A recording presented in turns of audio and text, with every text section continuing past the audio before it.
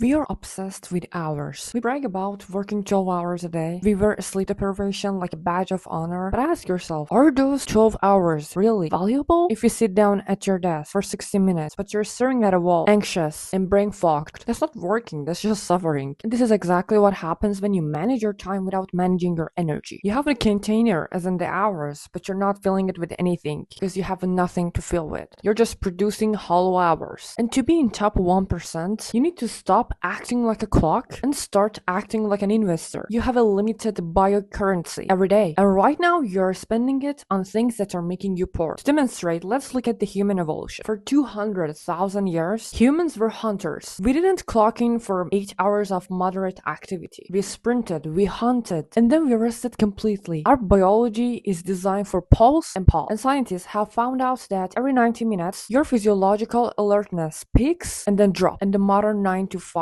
tries to force a straight line of productivity. But our biology doesn't do straight lines. Biology does waves. And when you try to push through the fatigue, you aren't being disciplined. You're fighting your own physiology. Spoiler alert, you're gonna fail miserably. Later on, you're gonna see that. So the protocol is that work 90 minutes, then detach. Go drink some water. Go and do some refreshments. You need to let the wave reset. And if you don't reset, you don't recover the currency. So step 1, the invisible weight. Now let's look at why you're even tired before the day starts. Imagine every task, every worry, and every I need to remember that is a physical rock in your backpack. Email the boss, a rock. Fix the laundry, another rock. What am I doing in my life? A boulder. And psychology tells us that incomplete task will occupy a mental space. You're trying to do a high performance work while carrying 50 pounds of mental clutter. No wonder you're exhausted. Anyone would. You must put the backpack down. You need an external capture system, a journal, a notepad, a voice memo. Get the thought out of your biology and into the paper. And once it's written down, your brain feels safe to let go of the weight. Step 2, the expense of choice. Every time you make a decision, you pay a fee. Willpower isn't infinite. It's a biological fuel called glucose. Deciding what to wear, that costs you. Deciding what to eat for lunch, another cost. Deciding which email to answer first, expensive. And by the time you actually sit down to do your deep work at 10 a.m., you have already spent half of your budget on nonsense. Routine isn't about being boring. It's about being rich in decisions. If you automate the basics, same breakfast, same workout time, same wardrobe, you stop paying the fee because you're on autopilot. You save your biocurrency for the decisions that actually make you money or build your legacy. Step 3, secondhand stress. Finally, we have to talk about contagion. If you stood in a room full of smoke, your lungs would get sick, right? It doesn't matter how healthy you are, emotions work the same way. If you're surrounded by people who are anxious, cynical, or chaotic, you absorb that state. It's called mirror neuronal resonance. So audit your circle. Who leaves you feeling drained? Who leaves you feeling fueled? You cannot optimize your energy if you're leaking it out to people's drama. Close the door and protect your state. Stop trying to manage your time. Time gonna pass anyway. You can have all the time in the world, but if you have no energy, you have nothing. Respect the wave, drop the backpack, and spend your currency wisely. Thank you so much for staying with me till the end of the video. I really appreciate you. See you in the next one. Take good care of yourself and bye bye.